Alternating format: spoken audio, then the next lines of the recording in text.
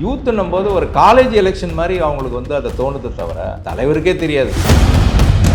அதிகமாக வெளியில் வந்து பேச பேச எங்களுடைய இமேஜ் அதிகமாகிட்டு தான் இருக்குது. முதல்ல பண்ண பேச்சு இந்த பேச்சில் இல்லை, அந்த வேகம் இல்லை, வீரம் இல்லை, கருத்துக்கள் வந்து வலு இழந்துக்கிட்டே வருது. சினிமா வசனத்தை எழுதி வச்சுட்டு சினிமாவில் பேசுகிற மாதிரி பேசிட்டு டால்டா போல்டான்லாம் பேசினாலாம் அதெல்லாம் வந்து ஏதோ சின்ன பசங்க ஒன்றா ரசிப்பாங்களே தவிர நடுநிலையான மக்கள் அதெல்லாம் ரசிக்கவே மாட்டாங்க. அவங்க பொதுச் செயலாளர் யாரும் வெளியில் பேட்டி கொடுக்க போவாதீங்க. அது எதனால் இருந்தது? அவங்க அதை மைனஸாக நினைக்கிறாங்களோ என்ன? மைனஸாக நினைக்கல. பேட்டி எடுக்கும்போது இப்போ அவங்க பேசுறது சரியா இல்லையே. எலெக்ஷன் நின்ன பிறகு தான் தெரியுமே தவிர மற்றபடிலாம் வந்து நம்ம ஒரு தோராயமாக பேசுகிறது தான் இன்றைக்கி நடக்குதே தவிர கூட்டம் எல்லாருக்குமே வரும். இல்லை சார், கடந்த காலங்களில் நம்மளுமே ஒரு குறிப்பிட்ட ஊடகத்தை புறக்கணிச்சிருக்கோம். அது என்னன்னா ஆளுங்கட்சிக்கு ஒரு ஊதுகுழலாக இருக்குன்னு கலைஞர் அவர்கள் காலகட்டத்தில். உண்மையான நிகழ்வை சொல்கிறேன். இப்போது புதிய அறிமுகம் ஆச்சி ஹோட்டல் சாம்பார் 50 கிராம் ரூபாய் 20 மட்டுமே. ரெட்னூல் தமிழ் நேயர்கள் அனைவருக்கும் வணக்கம். இன்று நாம் சந்திக்க போகும் சிறப்பு விருந்தினர் மயிலாப்பூர் சட்டமன்ற உறுப்பினர் திரு மயிலை தா வேலு அவர்கள். சார் வணக்கம். வணக்கம். உங்களுடைய பிஸி ஷெடியூலில் எங்களுக்காக ஒரு இன்டர்வியூ தந்ததுக்கு முதல்ல ரொம்ப நன்றி. மகிழ்ச்சி. 2026 தேர்தலை நீங்கள் எப்படி பார்க்குறீங்க? ஒரு பக்கம் என்டிஏ கூட்டணின்னு உருவாகிருக்கு, இன்னொரு பக்கம் இந்தியா கூட்டணி. காங்கிரஸும் கடைசியில் வந்துட்டாங்க. எல்லாருமே நினச்சோம் காங்கிரஸோட திமுக இருக்குமா அப்படிங்கிற ஒரு கேள்விக்குறி இருந்தது. சிலர் சொன்னாங்க அவங்க தாவேக்காவோட பேசிகிட்டு இருக்காங்க அப்படிங்கிறதெல்லாம். ஆனால் அதெல்லாம் வெறும் தகவல் தான். நாங்கள் திமுகவோட தான் இருக்கோன்னு உறுதிப்படுத்திட்டாங்க. நீங்கள் எப்படி பார்க்குறீங்க 2026 தேர்தல் களத்தை? 2026 தேர்தல் களம் திராவிட முன்னேற்ற கழக கூட்டணிக்கு வந்து ரொம்ப பலமாக இருக்குது. ஒரு சிறிய உதாரணம் சொல்ல, 2021 சட்டமன்றத்தில் இருந்த கூட்டணியை விட பலம் சேர்க்கும் வகையில் 2 கட்சி கூட்டணி இன்றைக்கி ஆட் ஆகிருக்கு. தெரியும் இல்லைங்களா? ஒன்று வந்து மக்கள் நீதி மையம், இன்னொன்று விஜயகாந்த் புலிப்படை வந்திருக்கு. விஜயகாந்த் வந்திருக்காங்க. இன்னும் சில கட்சிகள். அதாவது இன்றைக்கு வந்து பலமுள்ள கூட்டணியாக இருக்கிறது எதுன்னு சொன்னால் நம்மளுடைய கூட்டணி தான். ஆனால் அந்த சைடும் ஒரு பலம் பொருந்திய கூட்டணி. என்ன பலம் பொருந்திய கூட்டணி? நீங்கள் திமுக பாஜக பட் இருந்தது குறைஞ்சி தானே இருக்கு. இருந்தது குறைஞ்சது தானே இருக்கு. ஏற்கனவே இருந்தது குறைஞ்சிருக்கு தானே, எதுவும் அதிகமாகல. அப்படி இருக்கும்போது எப்படி நீங்கள் அது பலமான கூட்டணி என்று சொன்னால்? அவங்க என்ன சொல்கிறாங்கன்னா 2016 தேர்தலை நீங்கள் உதாரணத்துக்கு எடுத்துக்கங்க. பெரிய அளவில் கூட்டணி இல்லை. 234 ரெட்டலை சின்னத்தை நாங்கள் களமிறக்கணும். கருணாஸுக்கு ஒரு தொகுதி, தனியரசுக்கு ஒரு தொகுதி, தமிழ்முன் அன்சாரிக்கு ஒரு தொகுதி, மொத்தம் 3 தொகுதிகளில் சரத்குமாரெல்லாம் நின்னாங்க. இவங்கள வச்சுக்கிட்டே நாங்கள் 2016 நாங்கள் ஜெயித்தோம் அப்படின்னு அவங்க சொல்கிறாங்க. அது இப்போ சொல்கிறாங்க.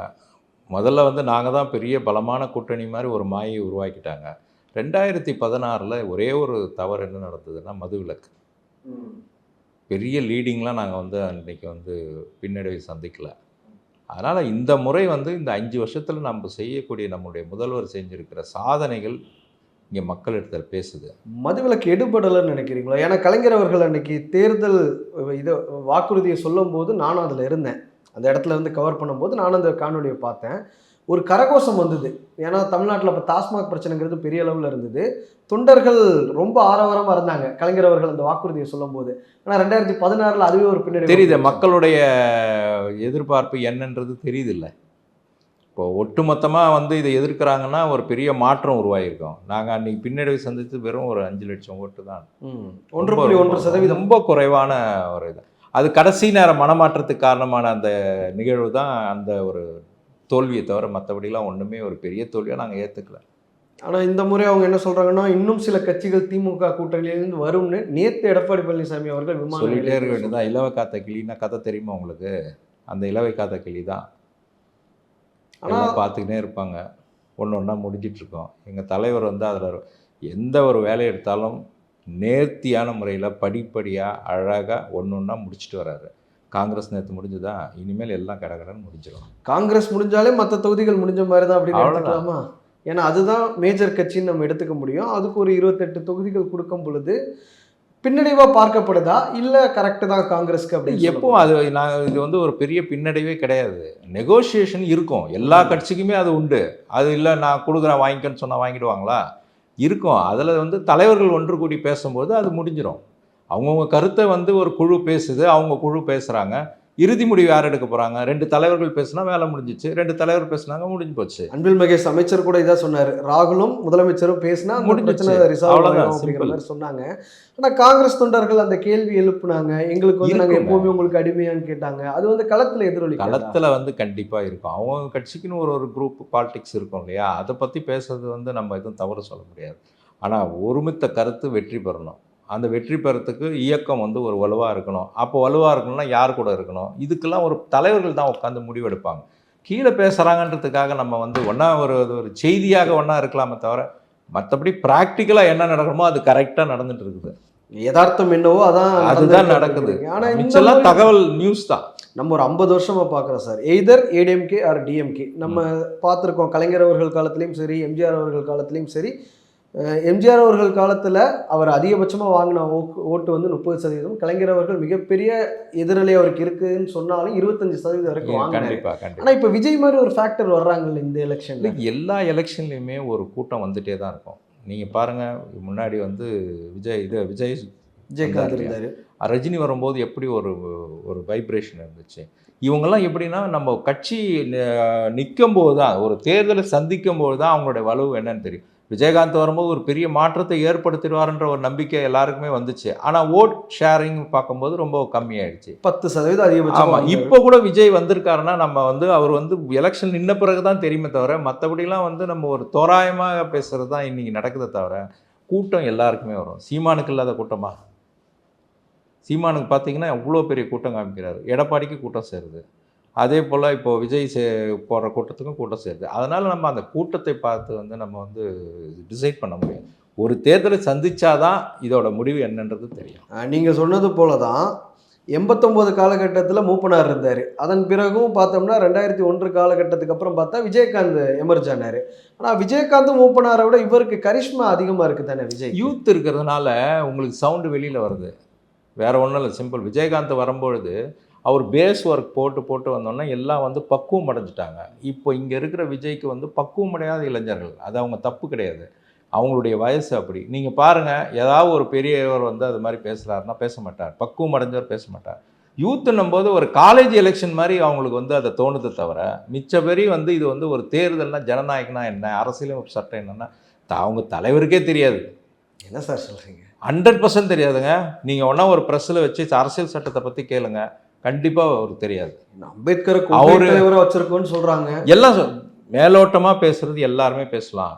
ஒரு அரசியல் தலைவன் ஆகணும்னா எல்லாத்தையும் புரிஞ்சுக்கணும் இருக்கணும். ஒரு அரசியல் தலைவர்னா என்ன இருக்கணும்? அரசியல் சட்டம்னா என்ன, அரசியல்னா என்ன, மக்கள் சேவைனா என்ன, இதெல்லாம் புரிஞ்சிட்ட பிறகு தான் அவங்க. அவர் எங்கே வெளியிலேயே வரலையே. வெளியில் வந்தால் நீங்கள் எங்கிட்ட கேட்குற மாதிரி கேள்வி அவங்ககிட்ட கேட்கலாம்.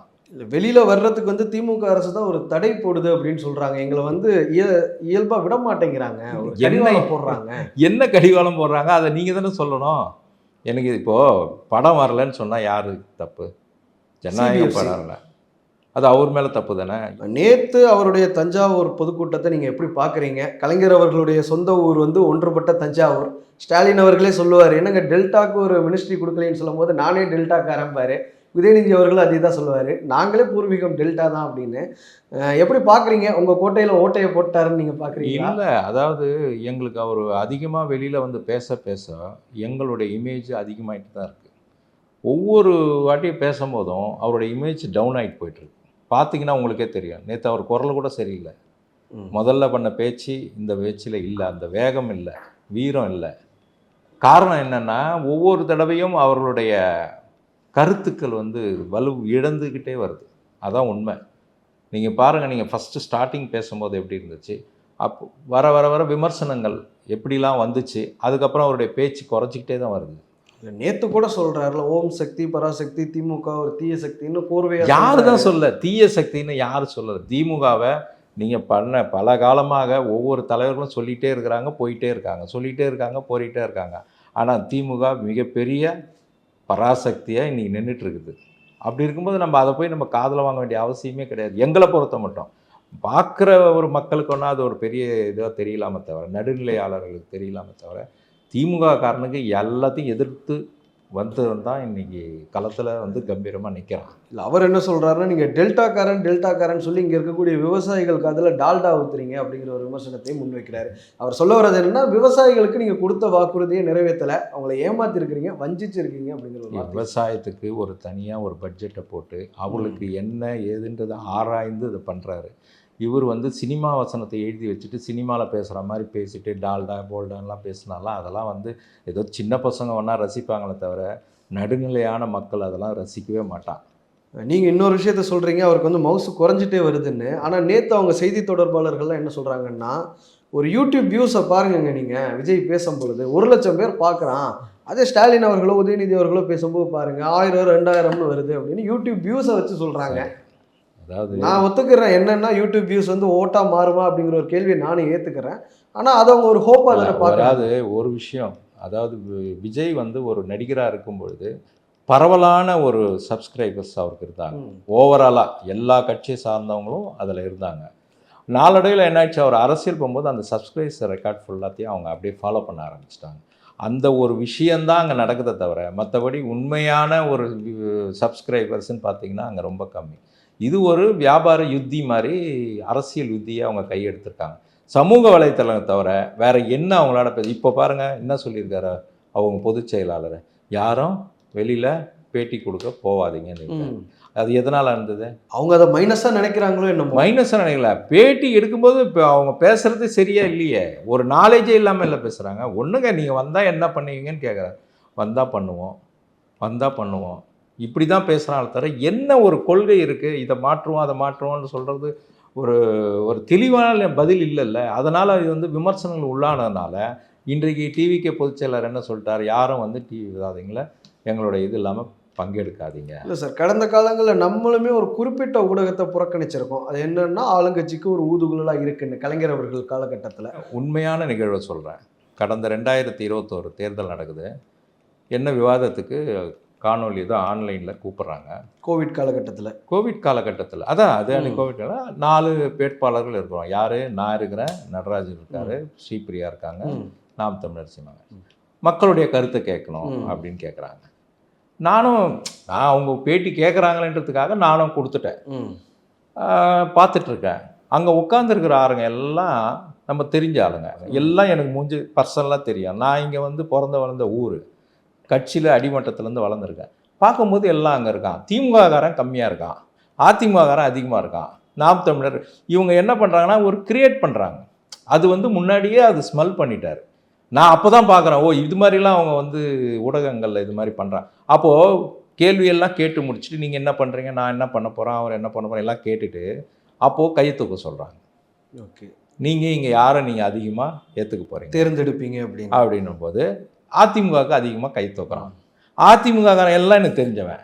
ஓகே, திமுககாரனும் அங்கே இருக்கான், அவன் கம்மியாக இருக்கிறான், அவன் கம்மியாக தூக்குறான். அப்போது அந்த விஷயம் எனக்கு தெரியுது, உங்களை மாதிரி ஆளுக்கு பொதுவான மக்களுக்கு அது தெரியாது. ஓ அவன் என்ன பார்ப்பான், ஓ மக்களா, ஓ அது அதிகமாக வந்து அதிமுகவுக்கு சப்போர்ட் இருக்கு போல் மயிலாப்பூரில், இது மாதிரி கிரியேட் பண்ணுற விஷயம். மயிலாப்பூரில் அதிமுக பாஜக சப்போர்ட் இருக்குங்கிற ஒரு பிம்பம் இருக்க தானே செய்யும். 100% கடந்த முறை அதை நீங்கள் உடை தெரிஞ்சிருக்கீங்க. அது மிகப்பெரிய விஷயமா தான் பார்க்கப்பட்டுச்சு. என்னன்னா ஒரு முன்னேறிய வகுப்பினர் பொதுவாக வந்து மயிலாப்பூரில் ஜெயிப்பாங்க. நீங்கள் ஜெயிச்சது வந்து எல்லாத்துக்குமே ஒரு ஆச்சரியமாக இருந்தது. நிறைய பேர் அதை வந்து ஒரு மிகப்பெரிய சாதனையாக தான் சொன்னாங்க. அப்படிங்கும்போது பெர்செப்ஷன் வைஸ் பேட்டில் அப்படிங்கிறீங்களா? எது இந்த மாதிரி ஒரு டிவி விவாதங்கள் நடக்கிறது இல்லை, இது மாதிரி கிரியேட் பண்ணுறாங்க மக்களை சில இடத்துல. இப்போ நீங்கள் இப்போ நான் இது சொன்னதே உங்களுக்கு இப்போ தான் தெரியும். மேபி ஊடகன்றதுனால இது ஒரு ப்ரமோஷன் பண்ணுறது வந்து சாதாரண ஒரு மனிதனுக்கு தெரியாதுல்ல. ஆனால் என்னை பொறுத்த மட்டும் என்ன ஒரு பெரிய பலமாக இருந்ததுன்னா, நான் அடிமட்டத்திலேருந்தே வரேன். ஒரு இயக்கத்தில் அடிமட்டத்தில் இறங்கி கீழே இருந்து மேலே வளர்ந்து மக்களுடைய ஆதரவை பெற்று மக்களுக்காக உழைச்சி எல்லாம் வந்த பிறகு என்ன சட்டமன்ற உறுப்பினர். அதனால தான் இங்கே சக்ஸஸ் ஆச்சு. மயிலாப்பூர் மக்கள் வந்து படித்தவங்க அதிகமாக உள்ள மக்கள். அவங்க சிந்திக்காமலாம் போட மாட்டாங்க. சிந்திச்சு இவன் வந்தானா நம்மளுக்கு என்ன பண்ணுவானா. இப்போது புதிய அறிமுகம் ஆச்சி ஹோட்டல் சாம்பார் 50 கிராம் ரூபாய் 20 மட்டுமே.